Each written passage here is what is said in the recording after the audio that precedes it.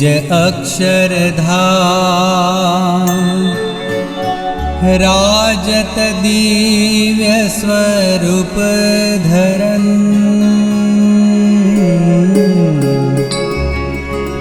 सो प्रकटे घनश्याम आत्यांतिक जीव मुक्ति करन काटत जे भव फंद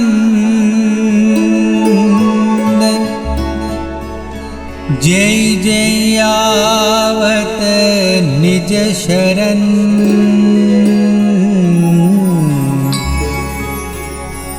बंदौ सहजानंद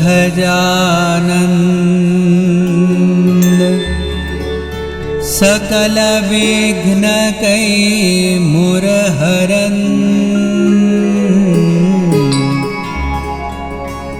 बंदौ अक्षर ब्रह्म गुणातीत जेहि रूप दुवन ताहु प्रकट पर ब्रह्म सदा एकांतिक धर्म धरन विचरत या भुवि आज ब्रह्म स्वरूप हरि प्रकटतन प्रमुख स्वामी महाराज बंदौ जेहि मम गुरु चरण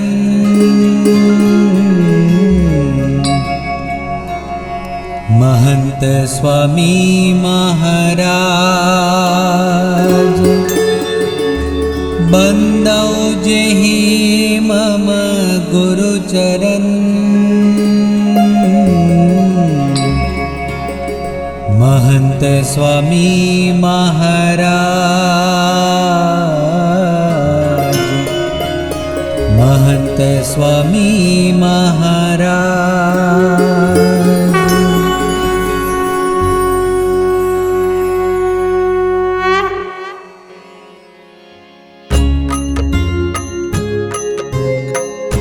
स्वामी नारायण चरित उदारा जन्म मरण दुख मेटनहारा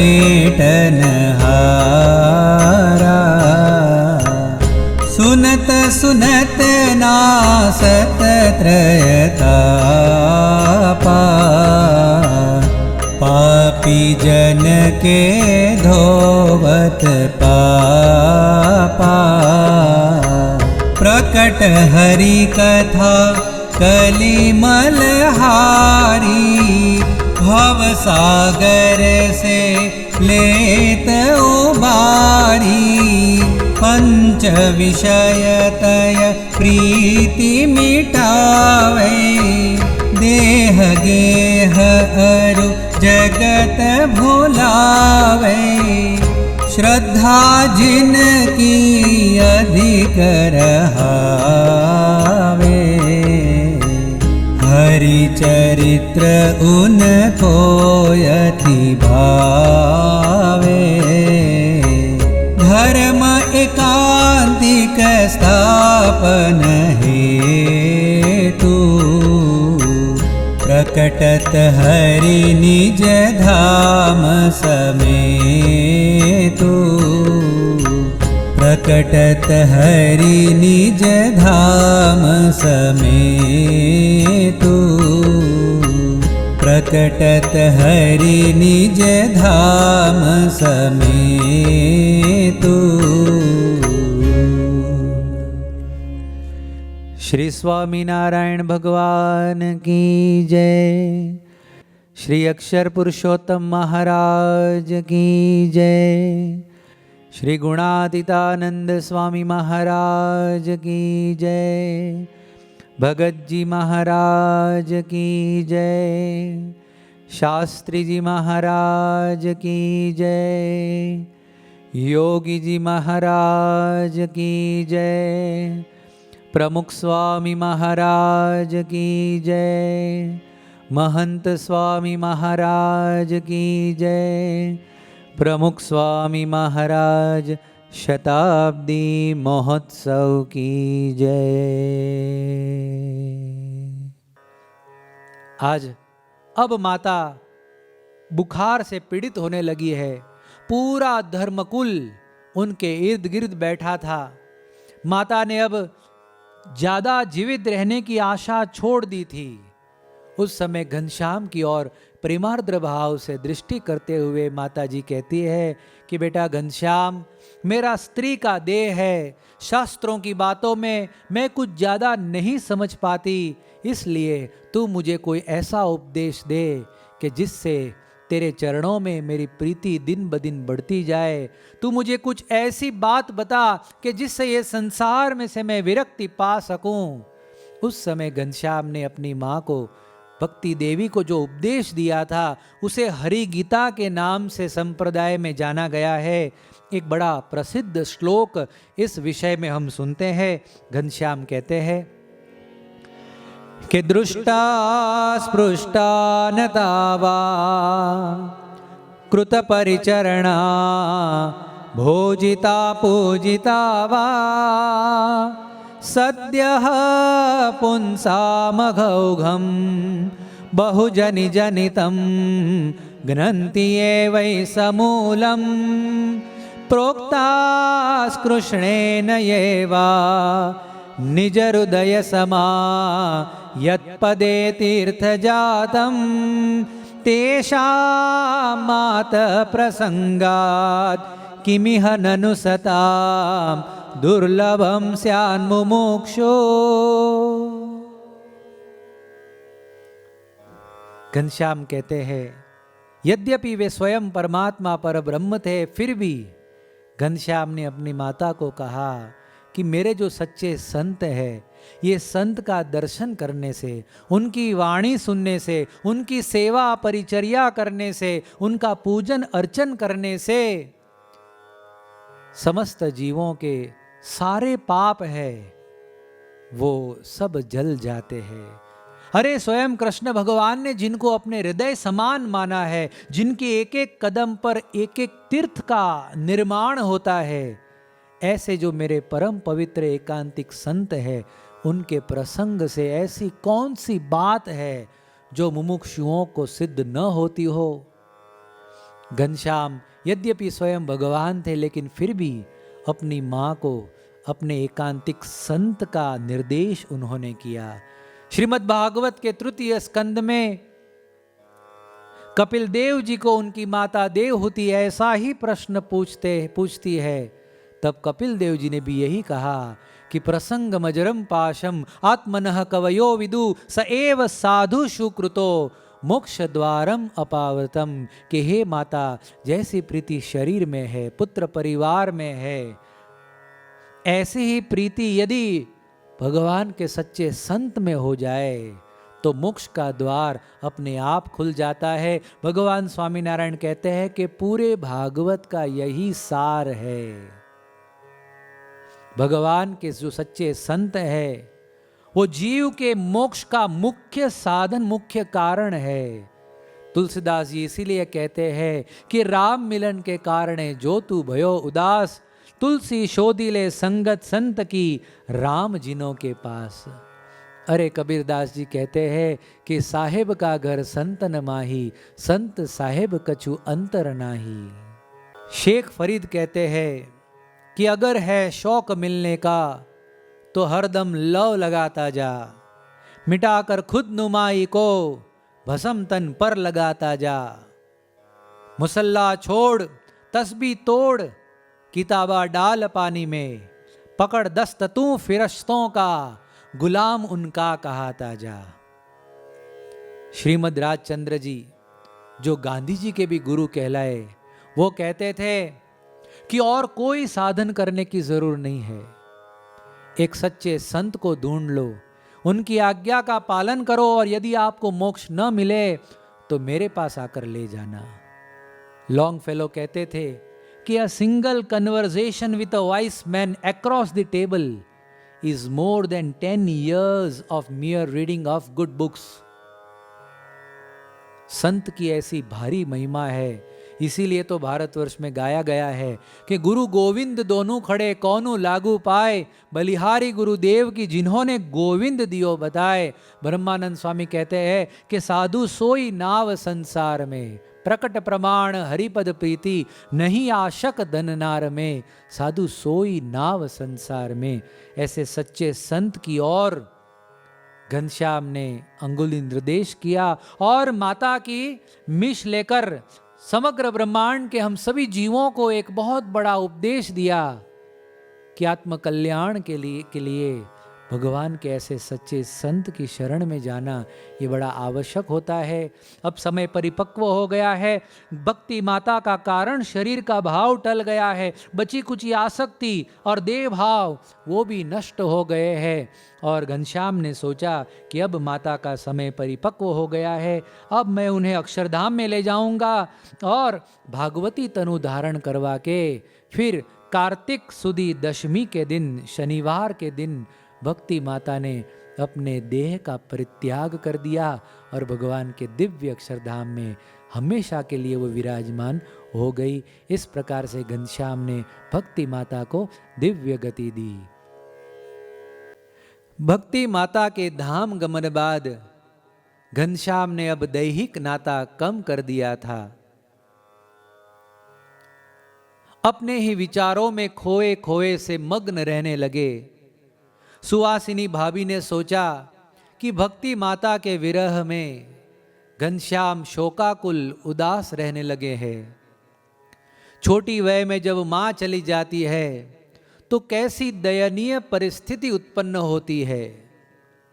अयोध्या और छपैया के लोग भी घनश्याम को ऐसा उदास देखकर समझाने लगे, कहने लगे, अरे घनश्याम, मरना जरना संसार है, जो आया है उसे एक दिन अवश्य जाना ही पड़ता है। घनश्याम को ऐसी बातें सुनकर हंसी आने लगती थी। इस प्रकार से एक के बाद एक दिन गुजरने लगे। एक बार धर्मदेव को बड़े जोरों से बुखार आया। अपने कमरे में शैया पर वो लेटे हुए थे। घनश्याम ने पिताजी के पास जाकर उनकी चरण सेवा की, उनके माथे पर अपना दिव्य हाथ फेरने लगे। धर्मदेव जी को बड़ा आराम प्राप्त हुआ। धर्मदेव जी ने अब मनोमन ये तय कर लिया था कि गई भक्ति तह मैं भी जाऊं, परम पद या तनु से पाऊं।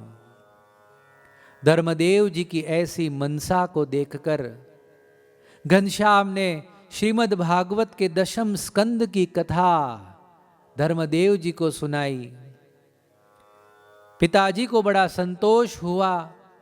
उस दिन रात्रि के समय घनश्याम ने सोचा कि पिताजी को मेरे स्वरूप की सही पहचान कराऊं। उन्होंने धर्मदेव जी को समाधि करवाई और समाधि में जो अनुभव हुआ उसकी बात आइए चौपाई में सुनते हैं।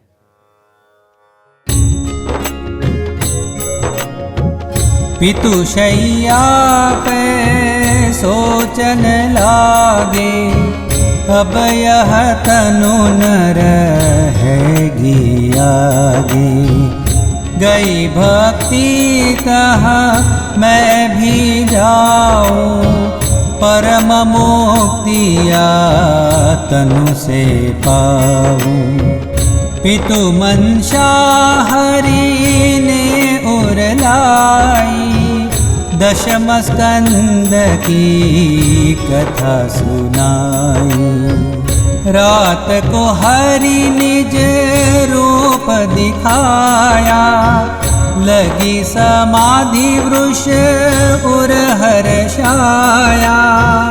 भक्ति मात को जे ही दिखावा, सो सब पितु निज नैनन पावा। सो सब पितु निज नैनन पावा। सो सब पितु निज नैनन पावा। जो दर्शन भक्ति माता को हुए थे वही दर्शन धर्मदेव जी को भी हुए। धर्मदेव जी के हृदय में एक विलक्षण आनंद छा गया। घनश्याम की इच्छा से धर्मदेव समाधि में से जागृत हुए। सुबह उठकर घनश्याम को ढूंढने लगे। घनश्याम तो सरयू स्नान करने गए थे। धर्मदेव जी घनश्याम की प्रतीक्षा करने लगे। घनश्याम ने घर आकर धर्मदेव जी को पंचांग प्रणाम किया। धर्मदेव जी ने घनश्याम की प्रार्थना करते हुए कहा कि घनश्याम, तुम्हें समझने में मेरी मति हार गई थी, किंतु अब मैंने तुम्हें पूर्ण रूप से पहचान लिया है। अब तो बस एक ही इच्छा है, ये देह का तुम परित्याग करवाओ और अपने दिव्य अक्षरधाम में मेरी गति करवाओ। भैया और भाभी सोचने लगे कि पिताजी बुखार के कारण ये बकवास कर रहे हैं। ये ज्वर बकवास उन्हें लगा, किंतु घनश्याम ने धर्मदेव के कान में धीरे से कह दिया कि पिताजी अब ज्यादा देर नहीं लगेगी। धर्मदेव जी का मन घनश्याम में लग गया था। उन्हें अक्षरधाम की लौ लग गई थी। वारंवार घनश्याम को हाथ जोड़कर मन में प्रफुल्लित होकर प्राप्ति के आनंद में वो गरकाव हो गए। अपने रिश्तेदारों को बुलाकर कहने लगे कि ये घनश्याम है तो नराकृति, किंतु साक्षात परमेश्वर है। राम प्रताप और इच्छाराम जी को भी धर्मदेव ने कह दिया कि घनश्याम के साथ संबंध कभी छोड़ना मत, ये संबंध कभी टूटने मत देना। इस प्रकार अंतिम उपदेश देकर संवत 1848 की जेठ वदी चौथ के दिन धर्मदेव जी ने भौतिक शरीर का परित्याग कर दिया। पूरे जिले में से लोग आकर उनका अंतिम दर्शन करने लगे। सरयू नदी के तट पर राम घाट में उनके अग्नि संस्कार विधि का आयोजन किया गया था। उस समय तुलसी, पीपल और चंदन के लकड़ों से उनका अग्नि संस्कार कराया गया। घनश्याम इत्यादि सभी रिश्तेदारों ने सरयू नदी में स्नान किया। सब पुनः घर लौटे। घनश्याम अपने मन में संतोष का अनुभव करने लगे। उन्होंने सोचा कि जो मेरा संकल्प था, धर्मदेव और भक्ति माता को अपना दिव्य सुख प्रदान करना, उनको मेरे स्वरूप की पहचान कराना, उनको दिव्य गति देना, ये सारे संकल्प मेरे पूर्ण हो गए हैं। अयोध्या में और छपैया में मेरा कार्य अब पूर्ण हुआ है और अब घनश्याम को गृह त्याग करने के विचार आने लगे। ग्रंथकार चौपाई में इस विषय में कहते हैं, बीतराग जग से घनश्यामा, लेश नहीं घर से कछु कामा। अब पितु मात स्वधाम सिधारे, नहीं गृह रहनो हरि उर धारे। सो हृदय हरि फिरत उदासा, अंतर में नहीं को से आशा। खान पान में नहीं कछु प्रीति, बंधन रहित आप अभीति। खेलन कूदन यदि को आवे, ताको जग नश्वर समुझावे। अलख आप सो विचरत लीना, निजानंद नर नाट प्रवीणा।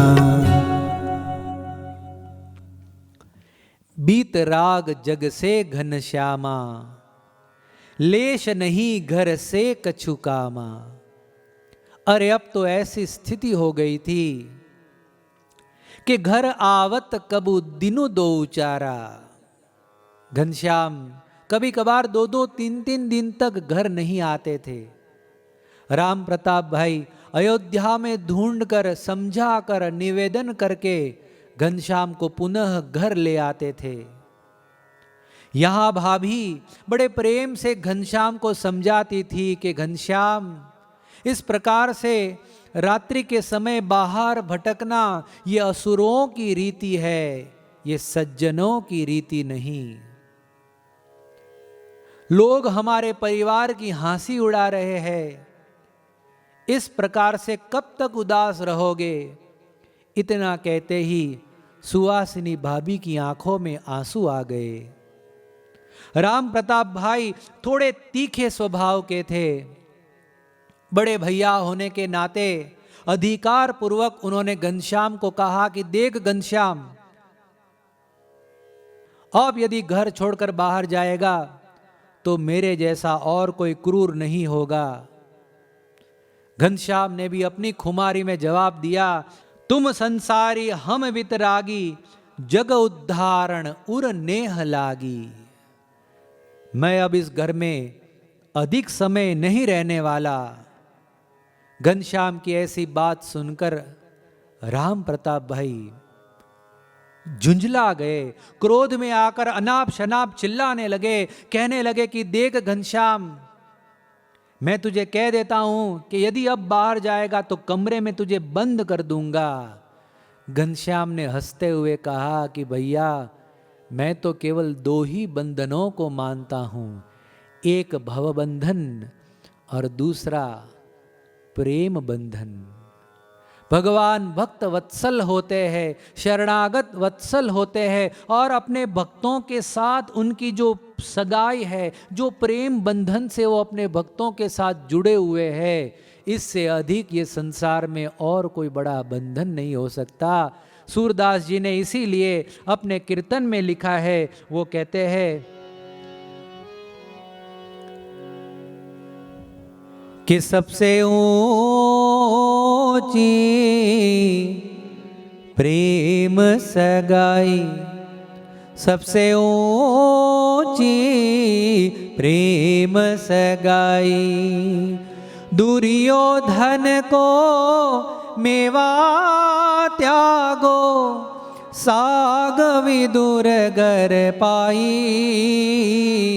सबसे ऊंची प्रेम सगाई, सबसे ऊंची प्रेम सगाई।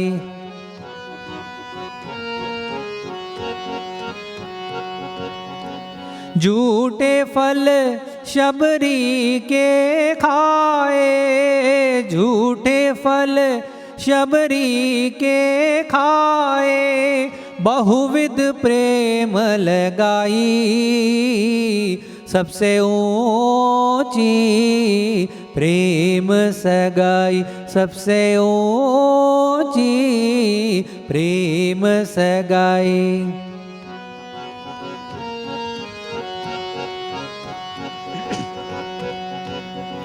प्रेम के बस अर्जुन रथ हांक्यो, प्रेम के बस अर्जुन रथ हांक्यो, भूल गए ठकुराई। सबसे ऊंची प्रेम सगाई, सबसे ऊंची प्रेम सगाई, सबसे ऊंची प्रेम सगाई।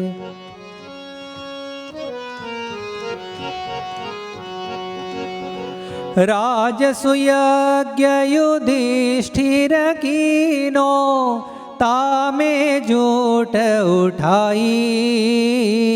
सबसे ऊंची प्रेम सगाई, सबसे ऊंची प्रेम सगाई, प्रेम सगाई, प्रेम सगाई। राम प्रताप जी और घनश्याम के बीच ऐसा वार्तालाप अक्सर अब हुआ करता था। सुहासिनी भाभी ने राम प्रताप जी से यानी अपने पतिदेव से कहा कि क्यों न हम घनश्याम की सगाई करा दे, पूरा मामला अपने आप संभल जाएगा। राम प्रताप को यह बात उचित लगी। सुबह उठकर राम प्रताप जी ने घनश्याम को बुलाया और अपनी इच्छा जताई।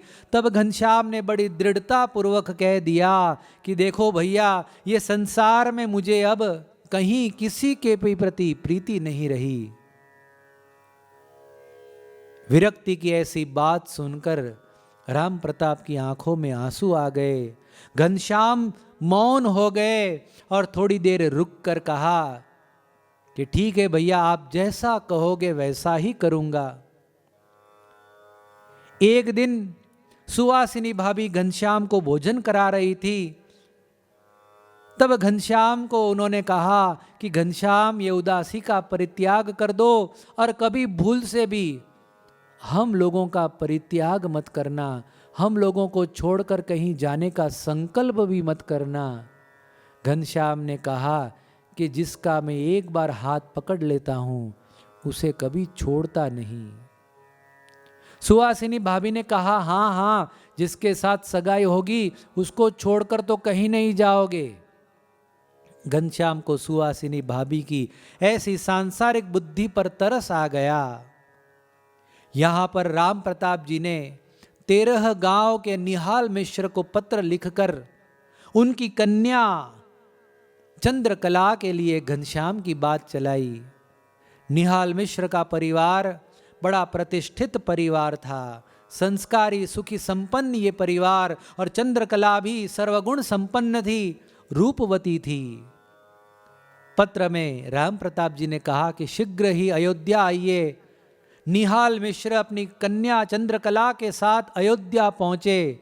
घनश्याम उसी वक्त घर से बाहर निकल गए।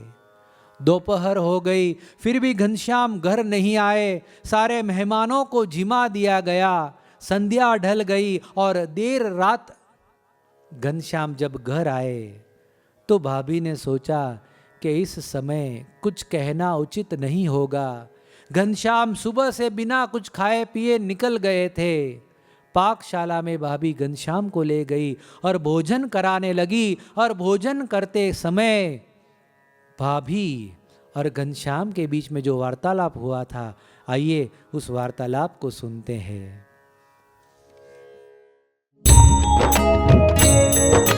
धीर श्याम हरि घर जब आया, भोजन तिन को पाक जमाया। जीमत भाज से उचरत लाला, तुझ हाथों यह अंतिम थाला। जीमत भोज से उचरत लाला, तुझ हाथों यह अंतिम थाला। घनश्याम ने जब ऐसा कहा तो भाभी कहती है, अरे देवर जी, इतनी जल्दी भी क्या है, अभी तो सिर्फ सगाई की बात चलाई गई है। पहले सगाई तो होने दो, फिर ब्याह होगा, और ब्याह के बाद बहू घर आएगी, तब जाकर तुम्हारा संकल्प पूर्ण होगा। घनश्याम मन ही मन सुहासिनी भाभी के इन विचारों पर हंसने लगे। रात्रि काफी हो चुकी थी। पूरी अयोध्या के लोग निद्राधीन हो गए थे। भाभी ने अपने पतिदेव से आज का ये सुख संवाद, ये वार्तालाप बड़े उत्साह से राजी होकर अपने पतिदेव को सुनाया। राम प्रताप जी भी बड़े खुश हो गए। राम प्रताप और सुहासिनी भाभी दोनों मन ही मन चंद्रकला संग घनश्याम की सगाई के स्वप्न देखने लगे।